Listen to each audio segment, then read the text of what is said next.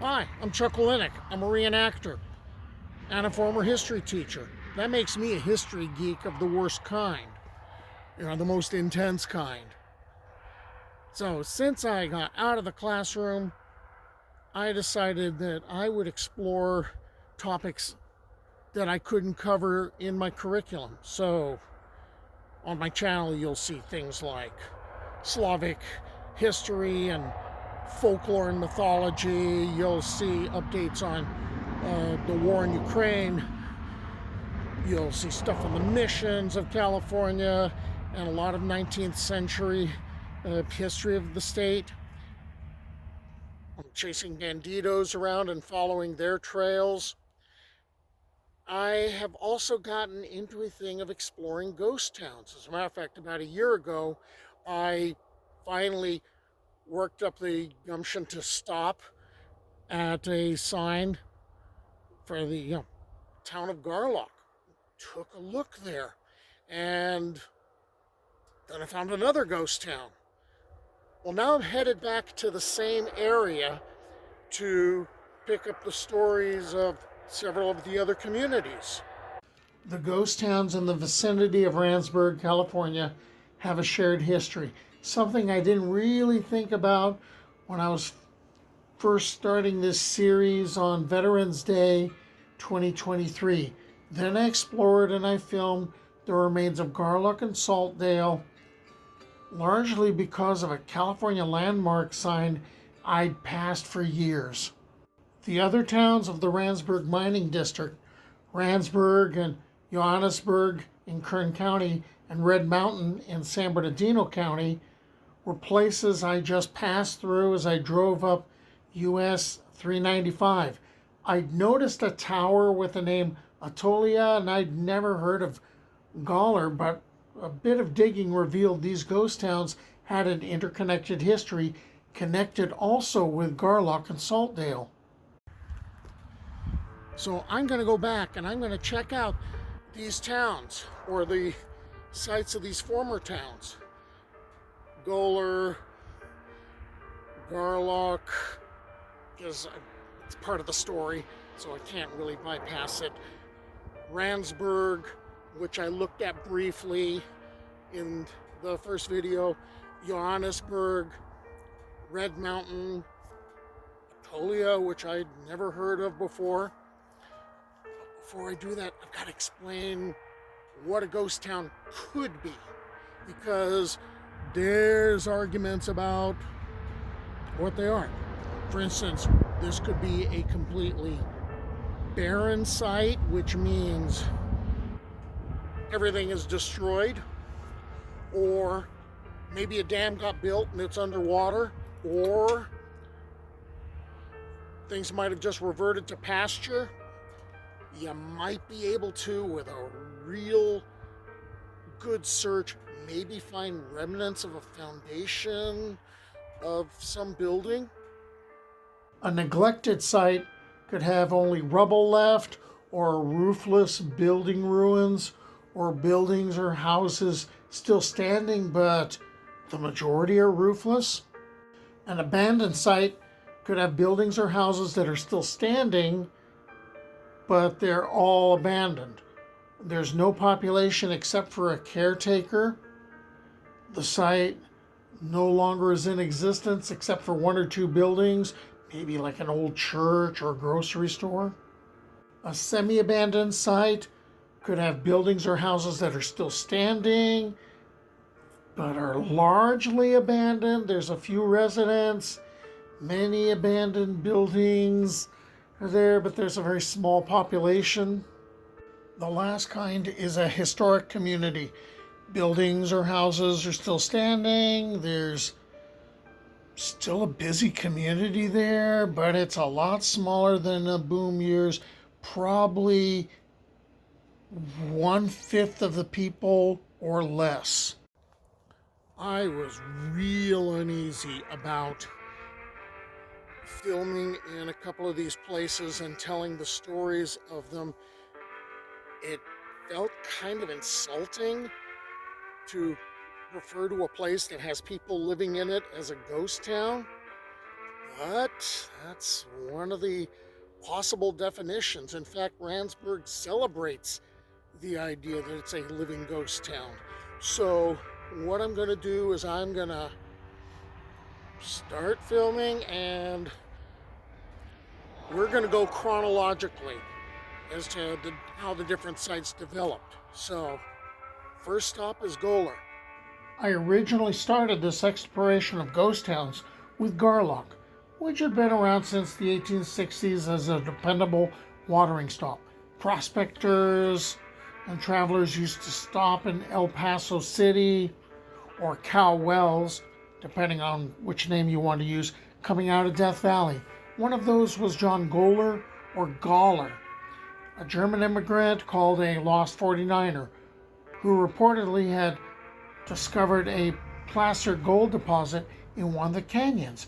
He returned and spent years looking, but never found the lost gold deposits.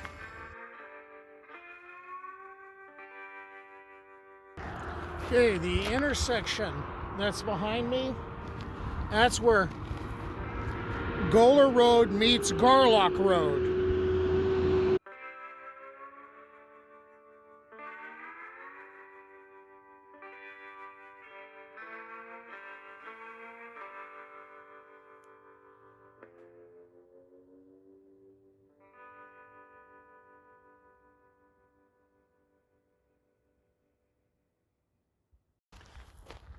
So in 1893, Ramsey Cox finds a nugget worth like $1,900, and he finds a few smaller ones, and at that point the boom is on. Prospectors show up all over the place. The first mine was called Jackass Placer, and the town is growing, right? The town of Goler is growing, and there's actually a stage coming from Mojave just to supply the town. But the next part of the story is actually over in Garlock. The next year, 1894, Eugene Garlock moves from Tehachapi, and he moves into what was called El Paso or Cowtown, and he's going to build an 8-stamp mill for basically gold production. And the town is going to go, it's going to be called Eugeneville sometimes, and sometimes you would have the miners talking about going down to the Garlock Mill or going down to the Garlock, and then eventually that gets shortened to Garlock. So, the next part of the story, though, takes place up at what's going to become Randsburg. So, same year, 1894, a guy named Moores ventures out, and he finds trace amounts of gold, all right, on Rand Mountain. Comes back with a partner, or two partners, Singleton and Burcham. Burcham was from San Bernardino. He was a meat merchant, and they end up filing a claim for the Rand Mining Company. The claims were originally called the Rand Mine, a nod to the gold-producing district in South Africa and the tent city which formed around it, Rand Camp. Later, the name of the mine is going to change to the Yellow Aster, and the reason for that is it happened to be the title of a book that Moores was reading. Starting life as a tent city at the foot of the mountain and going through a name change by December of 1896, 1,500 people were living and working there, and several new mines had been dug around the Yellow Aster claim. Saloons sprouted up, so did a jail. A U.S. post office was established, and the community's first newspaper, the Randsburg Miner, appeared. By October of 1897, more than $600,000, if you were going to put that in 2023 money, that would be almost $22 million of gold had been produced in the Rand mining district, mostly from yellow aster. Dr. Rose Burcham initially served as the bookkeeper, the secretary, and the cook before the mining turned into a major operation, employing 150 men, and she retained a dominant role in the running of the mine. At the beginning of 1898, the Randsburg Railway, even though it terminated over the ridge in Johannesburg, which we'll get into later, was completed. A 28.5-mile branch line running through the Mojave Desert, starting at Kramer Junction with a stop at Atolia, which we'll also get into later. From Kramer Junction, the gold ore made its way to Barstow for processing. Gold production is limited. There's a lot of gold there, but it's in the ore, and basically the ore needs to be stamped, needs to be crushed in order to really get to it. And over in Garlock, down the hill, and I'm actually pointing in that direction, there's Eugene Garlock's 8th stamp mill. Well, in 1899, a 30 stamp mill gets built by the company, so they're kind of cutting out the middleman, and they're also really increasing production. 1901, there's a 100 stamp mill also built, so they're really going big guns, and the amount of gold that was coming out of the mines in this area was, in 2023 dollars, it was about $4.3 million a month. Huge profits being made by the owners of the mines. Oh, by the way, that railroad, the Randsburg Railroad, which is really ending in Johannesburg, that's going to get bought out by AT and SF. Okay, just throwing in that aside. So here's all these profits being made. Well, the workers aren't getting big chunks of those profits. And there are attempts to unionize, and the town is pretty much divided. As a matter of fact, there was one strike that lasted from 1902 until 1916. So this was basically a union town here in Randsburg. The town's divided. Everything socially is divided.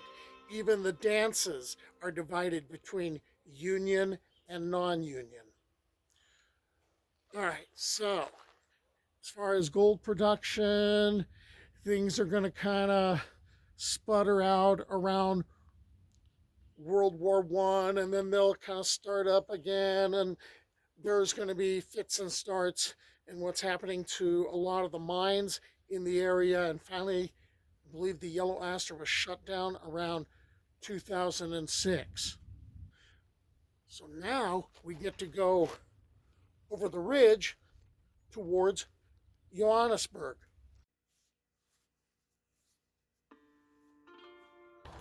Just over the ridge, about a mile away from Randsburg, was the town of Johannesburg. It was established to help support the mining operations at Randsburg, and it was named by miners who had worked mines in the gold producing region in South Africa.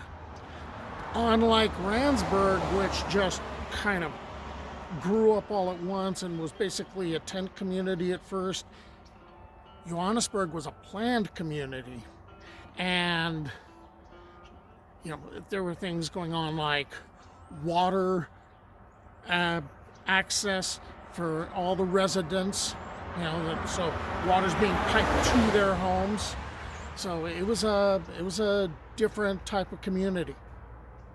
At its height, Johannesburg, or Joburg, maybe Joburg, as locals call it, had a U.S. post office that was established in 1897, 2 general stores, a real estate office, stationers, and variety store, billiard pool room, through the Orestina Club, music hall, the 2-story, 40-room Johannesburg Hotel, a 9-hole golf course, boarding houses, lunch counter, 2 laundries, 2 lumber yards, 2 livery stables, a barber shop, telegraph line with Mojave, and a telephone exchange with Randsburg.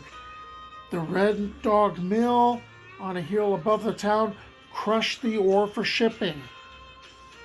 Of greater note, it was the terminus of the Randsburg Railway from 1897 to 1933, which transported the crushed gold and silver ore from Randsburg and Johannesburg, and also connected Atolia and Kramer Junction.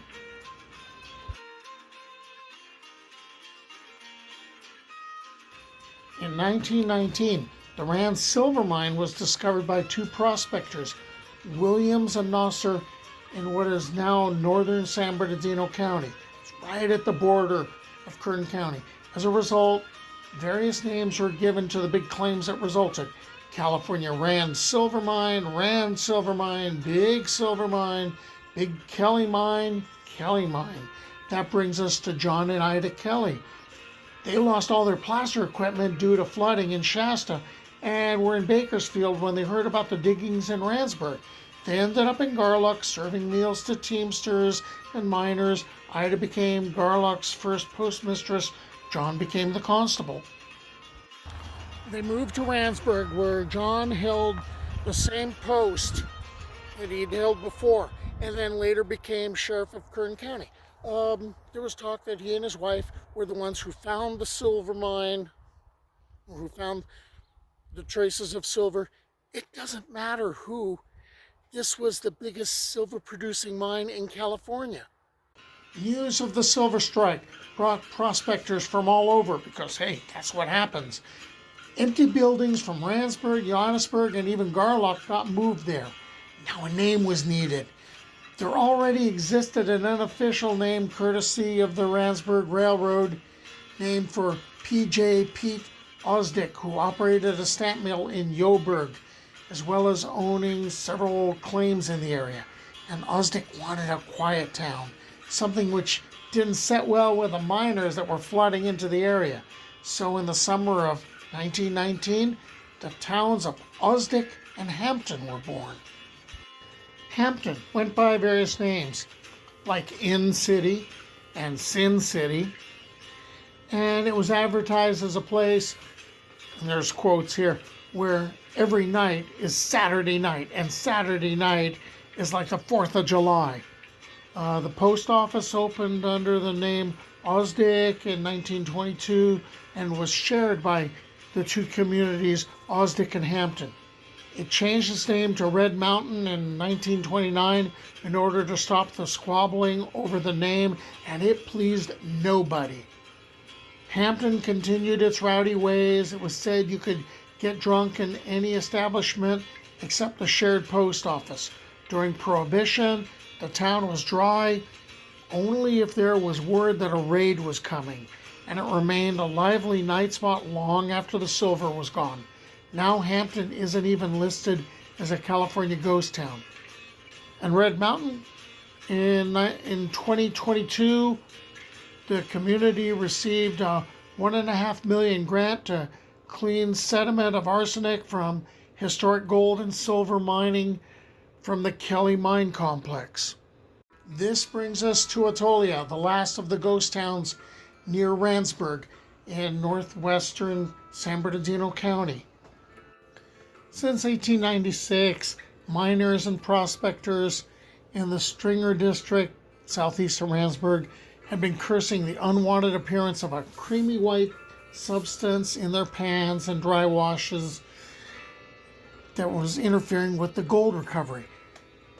The nasty stuff was nicknamed heavy spar or white iron. It wasn't until later it was realized that scheelite ore produced tungsten, which makes steel harder and stronger.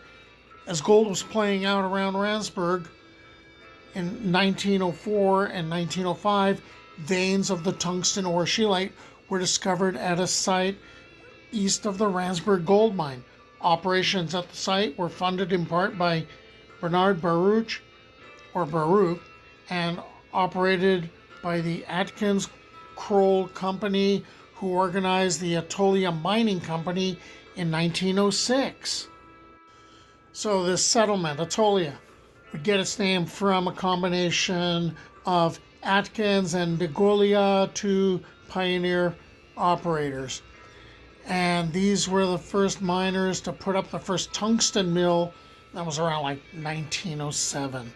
And then there was a big boom during World War I. And this became California's first tungsten camp. And it had the railroad at its door, so tank cars could haul in water. And Atolia was wildly booming during the war and had stuff like a dairy and a picture show and the Bucket of Blood Saloon, which I think is an awesome name, where scheelite was used as poker chips. And there were as many as 4,000 people engaged in tungsten mining to supply, wartime demands. And a weekly newspaper, the Atolia News, began publication in 1916. And tungsten was so valuable, so the miners were watched just like laborers in South African diamond mines. The miners were searched when they came out of the 900-foot shaft for any high-grade tungsten that they might be hiding. By the end of World War I, the price of tungsten dropped, and the cream of the tungsten was gone, and mining slowed. Okay, so 5 ghost towns, or was that 6? We took care of the Yellow Aster mine and the towns surrounding it. So, until the next time, bye.